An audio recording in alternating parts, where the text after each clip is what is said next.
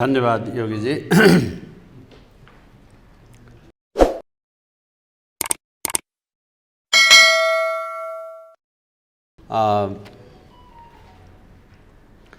पत्रकार साथीहरू नमस्कार। राष्ट्रिय शक्ति नेपालका नेतृत्वगण, केन्द्रीय अभियन्ता साथीहरू, राष्ट्रिय शक्ति नेपालका विभिन्न विभागलाई समन्वयको नेतृत्व गरिराख्नुभएका नेतृत्वदायी अगुवा साथीहरू, केन्द्रीय अभियन्ता साथीहरू, म भर्खरै हाम्रो अनिलजीले भन्नुभए जस्तै राष्ट्रिय शक्ति नेपालको तर्फबाट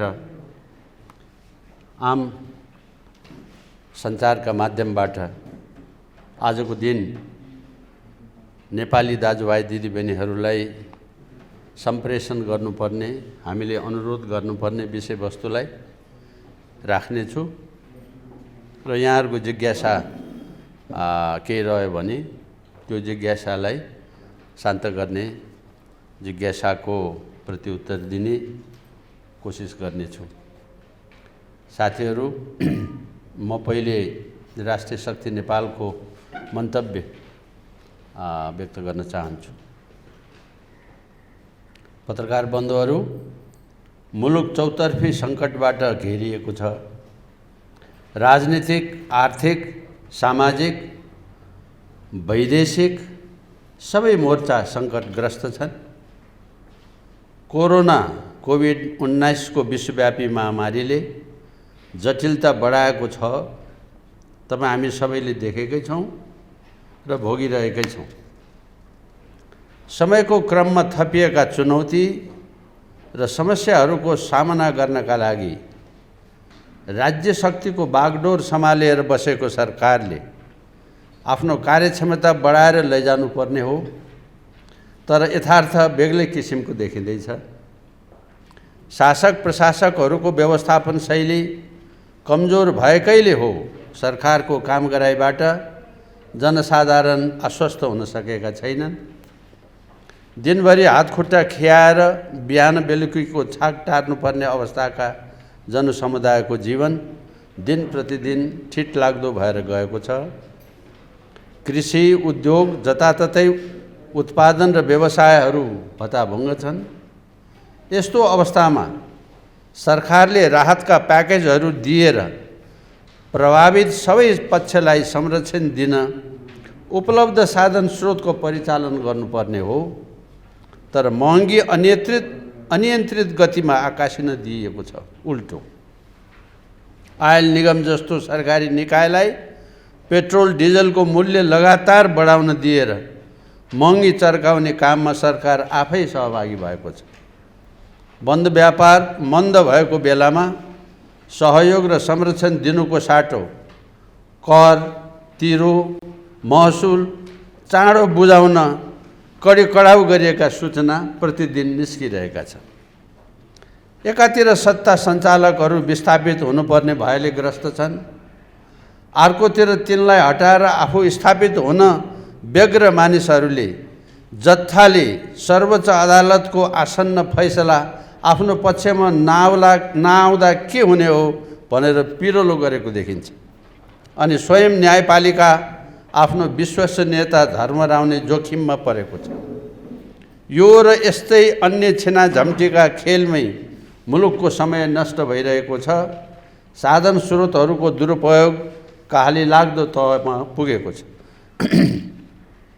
अहिले जनता जनार्दन सरकारको प्राथमिकतामा रहेको भए त संविधानले ग्यारेन्टी गरे अनुसार तिनले निःशुल्क आधारभूत स्वयंसेवा पाउँथे, स्वास्थ्य सेवा पाउँथे।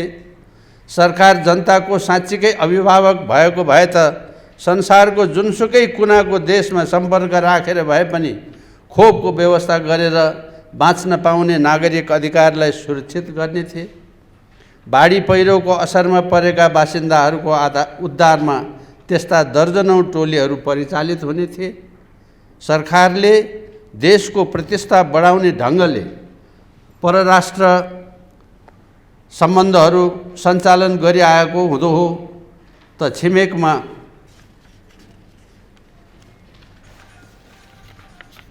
दिनहुँ करोडौँ खोप पाइरहेका छन्।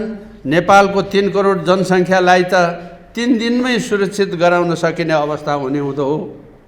अहिलेको प्राथमिकता अरू सम्पूर्ण खर्च रोकेर पनि खोप किन्नुपर्ने अवस्था पो थियो। मुख्य कुरो 2062-63 को परिवर्तन नेपाली जनताको माग वा चाहना अनुसारको थिएन।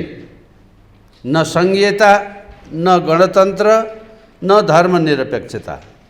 बाहिरबाट थोपरिएका कार्यसूची प्रवेश गराएर बनाइएको संविधान नै नेपालको सबैभन्दा ठुलो समस्या हो। यो नेपालको संविधानै होइन। प्रत्येक क्षण आज कार्यपालिकाबाट, न्यायपालिकाको तर्फबाट र संसदको तर्फबाट समेत निर्लज्ज ढङ्गले संविधानको धज्जी उडाउने काम भइरहेकै छ। तसर्थ जनताको हित भलो नहुने यस संविधान र यसका संरचनाहरूलाई तुरुन्तै निष्प्रभावी तुल्याएर नेपालको मौलिकता अनुरूपका मान्यतालाई देशमा स्थापित गर्ने अभियानमा हामी लागेका छौँ। यसमा जनसमुदायहरूको व्यापक सहभागिता र समर्थनको आशा गरेका छौँ। संवैधानिक राज संस्थाको पुनर्बहाली, सनातन पहिचान सहितको हिन्दू राष्ट्रको स्थापना र नेपाल राष्ट्र विखण्डनको लागि विदेशीले स्थापना गरेको संहिताको खारेजी अब धेरै दिन टाढाको कुरा नभएको कुरामा हामी ढुक्क छौँ। तसर्थ आउनुहोस् तमाम देशभक्त एकजुट भएर यो 2072 को गैर नेपाली संविधानलाई खारेज गरौँ।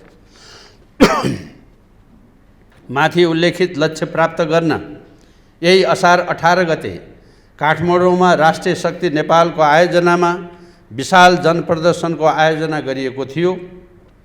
कोभिड-19 को उपचार र रोकथामको बन्दोबस्तमा औषधि, अक्सिजन, भ्याक्सिन आदि राष्ट्रिय प्राथमिकता हुनुपर्ने, तर सरकार तन्नम माग्ने चाहिँ लाज शरम पचाएर कतारो थाप्दै माग्दै बेइज्जतीपूर्ण तरिकाले हिँडेको देख्दा र अन्तर्राष्ट्रिय समुदायले नेपालको राष्ट्रप्रतिको गरेको बेइज्जती नेपाली जनताले धिक्कार भन्नुदेखि बाहेक अरू शब्द बाँकी रहेन। 31 वर्ष शासन र शासन समूहमा बसिसकेका पार्टीहरू यति जनताप्रति बेइमान, गद्दार र ज्यानमारा निस्किन्छन् भन्ने कुरा नेपाली मात्रले कल्पना पनि गरेका थिएनन्। यथार्थमा जनताको धैर्यताको बाँध टुट्ने स्थितिमा पुगिसकेको छ। परिवर्तन अब सम्भावी छ।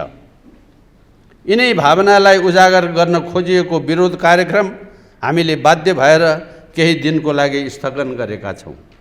तमाम कोभिड-19 सङ्क्रमणमा परेका बिरामीको शीघ्र स्वास्थ्य लाभको कामना गर्दछौँ। जीवन गुमाउनु भएकाहरूको स्वर्गवास होस् र परिवारमा धैर्यता कायम होस् भन्ने कामना गर्दछौँ।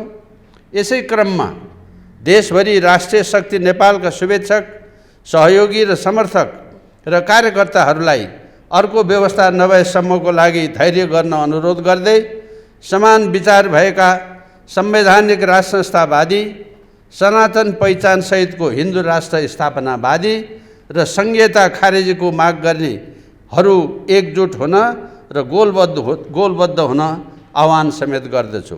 केशरबहादुर बिष्ट, अध्यक्ष राष्ट्रिय शक्ति नेपाल। धन्यवाद।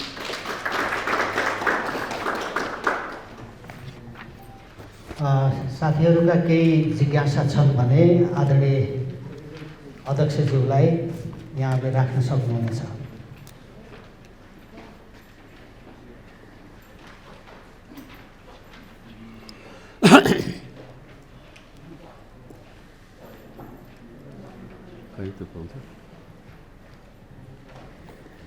केही छैन जस्तो छ। यहाँहरूलाई विशेष धन्यवाद दिएर दैचु र पटिलाल